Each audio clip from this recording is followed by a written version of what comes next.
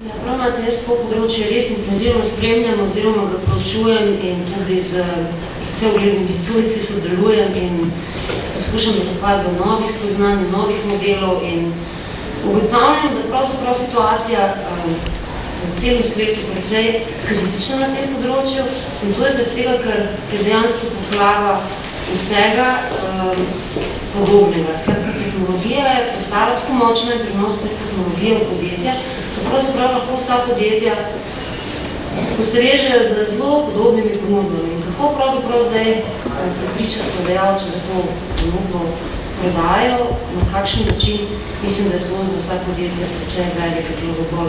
Zdaj, zelo majhno tolažbo bi rekla, da, zato sem tudi danes moje predavanje v bistvu tako pozvala poslušalce, naj se poskušajo zamisliti, da so pač predsedniki ali pa člani uprav za trženje v eni od 500 največjih podjetij, najbolj uspešnih podjetij na svetu. Zakaj? Ker so to v bistvu težave, s katerimi se srečujejo tako rekoč tudi najboljši.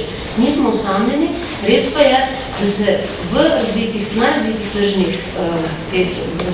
gospodarskih s tem problemom mora biti nekoliko bolj pospešeno ukvarjajo. Jaz mislim, da tukaj zaostajamo in moja praksa kaže, da pravzaprav v Sloveniji zaostajamo skoraj v vseh teh inovativnih menedžerskih orodjih in modelih, ki za dobrih 5 let.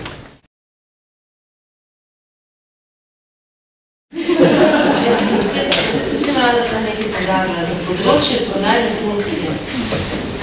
O krizi govorimo že prednje nastopa ta finančna kriza, ker zasičenost trgov je kriza, ki pravzaprav prodajno funkcijo potiska na površje, da v njej strateško na drugačen način razmišljamo. Jaz mislim, da ta finančna kriza, ki se zadnji mesec na nek način še dodatno pojavlja, je v bistvu samo še dodatno breme, ki od podjetij na nek način podjetja postavlja to, da bi bili še bolj odlični, da bi še bolj temeljito dosegli po nekih spremembah.